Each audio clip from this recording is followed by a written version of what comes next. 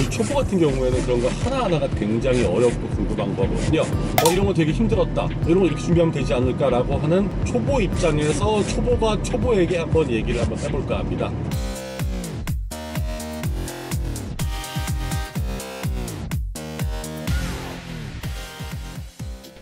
자, 우리 초보가 초보에게, 초보분들 뭘 조심하셔야 되는지 계속 얘기를 하겠습니다. 아직 차를 구입하시지 않은 분들, 차가 없으니까 차량 등록증이나 사업자 등록증이 나오지 않아서 어플 등록을 정확히 안 하시는 분들, 현재 이런 콜들이 가장 많이 올라오는 곳이 전국 24시 콜 화물입니다. 근데 거기는 제가 자동차 등록증과 사업자 등록증으로 정식 가입하지 않으면 체험하기로밖에 못 봐요. 체험하기로 보면 단가나 화물진 종류 이런 게 정확히 안 보입니다. 잘 몰라요. 하나 꿀팁을 드리자면 원콜을 한번 가입해보세요. 원콜은 체험하기도 화물 종류, 단가 뭐 정확하게 종류가 나와요. 안내가 나와요. 가입했을 때랑 똑같은 상황으로 나옵니다. 그래서 원콜을 가입하셔가지고 원콜 광고 아니에요? 원콜은 콜수가 많아서 일을 아직 한 번도 안 해봤습니다. 보긴 하고 있는데 가입비도 내고 월회비도 내면서 보고 있긴 한데 아직 뭐 어쨌든 그 원콜은 체험하기, 아직 차량을 구입하시지 않은 분들도 체험하기 판을 통해서 정확한 오더와 금액, 거리 등을 볼 수 있다. 그거 보시면서 짐을 파악하셔 보는 것도 좋습니다. 트럭커는 매출을 올리는 것도 중요한데 지출을 줄이는 것도 굉장히 중요하다고 생각합니다. 이 초보분들한테는. 이 초보분들이 매출을 올릴 수 있는데 한계가 있어요. 저 같은 경우에는 하루에 3개의 오더를 수행을 하고 무조건 집에 갑니다. 한 달에 차숙하는 날이 하루에서 1번에서 2번 정도 돼요. 이게 뭐 어쩔 수 없거나 아니면 정말 집안이 기가 막힌 금액으로 나왔다. 뭐 예를 들면 제가 얼마 전에 남양주 하차를 하러 가는데 남양주에서 강원도 정선까지 120만원이 뜬 적이 있어요. 물론 잡았다가 시간이 안 맞아서 빠꾸 당했습니다만, 그런 거 강원도 정선까지 120만원이야. 그럼 상하차 대기 걸려도 가야 돼요. 그거 하루만 하면 이틀 놀아도 돼. 가야죠. 그거 하루 하면 다음날 놀아도 되잖아. 그런 식으로 매출은 뜻하지 않게 올릴 수도 있고, 또 꾸준히 하시면 어느 정도는 맞춰집니다. 차숙을 더 많이 하시면 뭐 더 늘어날 거고. 너무 힘들잖아요, 차숙은 사실. 나는 모르겠어. 차숙을 잘 하시는 분들도 계신데 우리 FE350은 차가 실내 공간이 극도로 좁아서 저 같은 돼지가 차숙을 하기 굉장히 어렵습니다. 좁고 불편하고 피로도 안 풀리고 힘들어요. 그래서 매출은 어느 정도 한계가 있다. 지출을 줄여야 돼요. 지출. 주유 중요하죠. 주유는 이제 하시다 보면 요령이 생길 거예요. 기름값 싼데 포인트 많이 적립해 주는데 내가 사용하는 복지카드에 혜택이 많은데 이런 데 잘 찾아가시면 돼요. 단순히 눈앞에 보일 땐 고속도로의 EX 휴게소, 이게 제일 싼 것 같지만요, 사실 따지고 보면 국도변에 있는 뭐 일반 SK나 SOL 같은데 포인트 적립하는 카드를 만들어 놓고 화물 우대까지 받으면서 더 쌀 경우가 많습니다.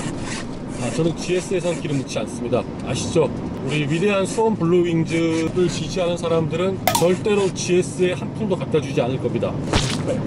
하나 또 제가 지출을 줄이려고 노력하는 방법이 뭐냐면 고속도로 통행료입니다. 자, 저희는 맨 마지막 바퀴가 가변축이라고 있어요. 올라가 있어요. 어느 정도 자동축인데 무게가 되면 자동으로 내려옵니다. 그리고 가벼우면 저희가 올릴 수도 있고, 지금 실은 무게가 한 5톤 정도 될 거예요. 5톤이니까 가변축을 내려서 구동축에 8.2톤, 가변축에 3.3톤, 압력은 2로 놓고 운행 중입니다.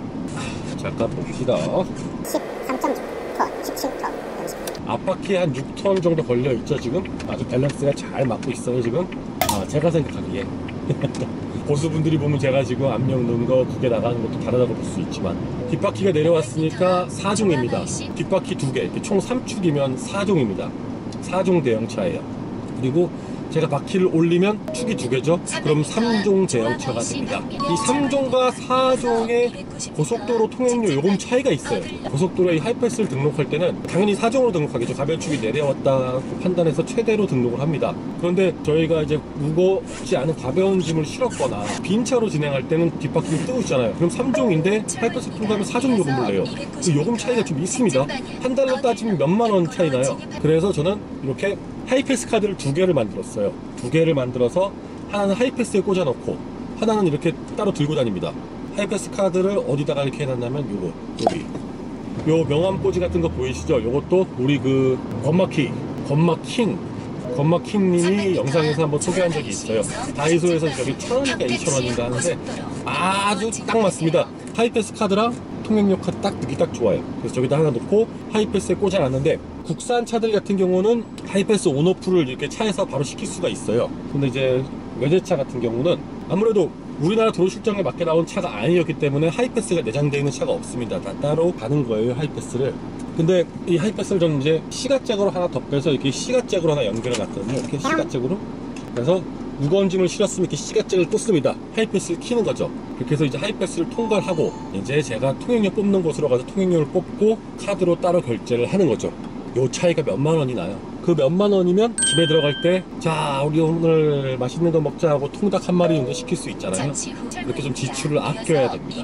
경력자분들이거나 고수분들은 당연한 얘기시니까 지루한 얘기이실 수 있는데 고속도로 통과할 때요 4.5톤 이상의 화물차는 고속도로 진입할 때 무조건 무게를 재야 됩니다. 과적, 축중을 단속하기 위해서 가장 외곽 바깥자리에 있는 그 출입구로 통과를 하셔야 돼요. 거기에 보면 이렇게 밑에 개근대가 있거든요.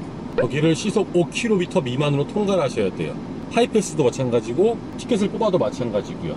보통 하이패스는 이렇게 하늘색으로 표시가 되어 있거든요. 근데 화물차 통행 가능한 데는 주황색, 핑크색으로 표시되어 있습니다. 무조건 밖으로 나가야 돼요. 그거 어겨서 다른 데로 통과하시면 고발당합니다. 고발. 이거는 뭐 과태료 수준이 아니라 경찰에 고발을 당해요. 형사처벌 받을 수 있습니다. 고속도로 나갈 때는 상관이 없어요. 나갈 때는 하이패스로 나가도 돼요. 그런데 이제 헷갈리는 데가 있죠. 뭐 이렇게 외곽순환도로 같이 중간중간에 계속 결제하는 데가 있잖아요. 그럴 때 모르겠으면 애매하면 무조건 바깥으로 빠지세요. 그냥 계속. 어쩔 수 없습니다. 잘못했다간 큰일 납니다. 그리고 만약에 화물차 하이패스로 통과를 하지 않았다. 실수할 수 있잖아요. 통과하자마자 차를 바로 세우세요. 바로 갓길에 차를 세우시고 영업소에 전화를 하십시오. 제가 촛불인데 바보 멍청이 똥멍청이처럼 여기를 통과했다. 죄송하다. 어떻게 해야 되냐 라고 안내를 하면 그쪽에서 이렇게 어떻게 하라 안내를 해줍니다. 죄송하다고 빌고. 이것도 습관적으로 한 두세 번 이렇게 실수를 하게 되면 걔네가 안 봐줍니다. 그러니까 항상 늘 주의하세요. 제가 이제 고속도로 통과할 때 보여드릴게요. 지금 이제 여기 조아마이시 통과할 건데요. 자, 저 앞에 표지판에 보시면 하이패스 써있고 화물차 4.5톤 이상 화물차 따로 이렇게 주황색으로 표시가 돼 있죠. 네, 바닥에도 써있을 거예요. 자, 속도를 줄이시고 5km로 통과를 해야 되니까 질도 실려있기 때문에 급정거를 하게 되면 쏠립니다. 자, 하이패스 하늘색이죠. 4.5톤 화물차 이상 여기 주황색이 표시되어 있습니다. 무조건 1로 통과해야 돼요. 자, 시속 5km 적혀있죠. 그 옆에는 보면 4.5톤 이상 진입금지 써있고요. 자, 여기 밑에 철판 보시면 저기 아무것도 아닌 것 같은데 무게를 재는 개근대예요. 저 아주 예민합니다. 조심해야 돼요. 제 축중에 한번 걸린 적이 있죠. 이렇게 통과를 하시면 되고 하이패스가 안 달리신 분들은 여기서 표를 뽑으시면 됩니다. 저게 아주 무서운 건데요. 제가 만약에 과적을 했으면 저기서 배 따랑 하면서 사이렌이 울리면서 저기서 과적 차량이라고 차 옆으로 빼라 그래요.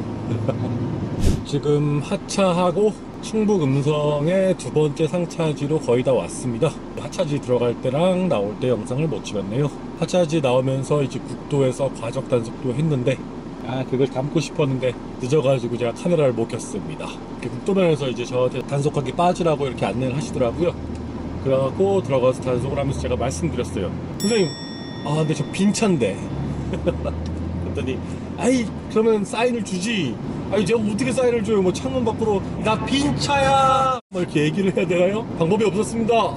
이미 들어왔으니 측정을 해야 되고, 다음부터 사양등 깜빡깜빡하면, 빈 차구나. 라고 아시겠다고 하시더라고요. 물론, 짐을 실었는데 거짓말하면 그거 큰일 납니다. 이렇게 하고 이제 두 번째 음성여기 금왕에 상차하러 가고 있습니다. 다음 물건은 인천까지 가는 거고요.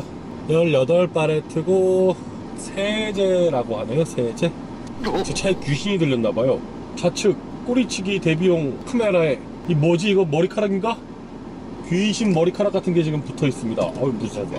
제가 이제 보통 이렇게 운행을 하면 인수증이나 이런 팔레트 운행 전표가 있어요. 여기 보시면 맨 첫 번째 거는 물건을 보내는 측, 쉽게 설명하겠습니다. 물건을 보내는 측. 두 번째 거는 팔레트 회사용 거, 마주 팔레트나 그거 거기 거. 그리고 세 번째가 이제 주선사, 운송회사용. 그리고 마지막이 도착지입니다. 보통 첫 번째 걸 뜯어서 저희한테 주시고 저희가 이제 세 개를 이렇게 받으면 마지막 거를 잘라서 이제 사인을 여기 2개 받고 마지막 거를 하차지에 드리고 나머지 거 2개는 이렇게 받아가지고 보관을 하셔서 어플에 올리시면 됩니다. 이 팔레트 전표나 인수증 같은 거 절대로 버리시면 안 돼요. 그거를 가지고 계시다가 사인을 받고 사진 찍어서 올리고 우편으로 보내달라고 하는데 우편으로 보내주시고 사진으로 달라는 사진을 주시고 팩스로 보내라는 데도 있어요. 근데 요새 모바일 팩스 다 있잖아요. 모바일 팩스 사진 찍어서 모바일 팩스 보내면 돼요. 어플 들어가시면 되고, 또 인수증에 사진만 올려도 되는 데가 있는데 보관을 하셔야 돼요. 혹시 수금이 늦어지거나 수금이 안 될 때 운행 확인용으로 꼭 필요합니다. 수금이 되시면 그때 폐기하시면 됩니다. 태원 저기 있다. 후진으로 들어가야 되는 경우도 있어요. 그래서 미리 지나치면 골치 아프니까 우리는 유턴이 안 되잖아요. 지나가기 전에 안내선을 보시고 후진으로 들어가야겠다. 50km 과속 단속. 에이, 잘못 들어갔죠? 저도 초보입니다.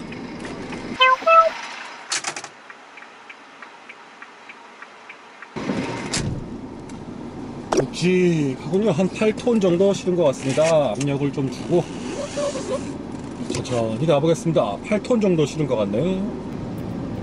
아이씨, 아 진짜, 아 저 얌체 진짜.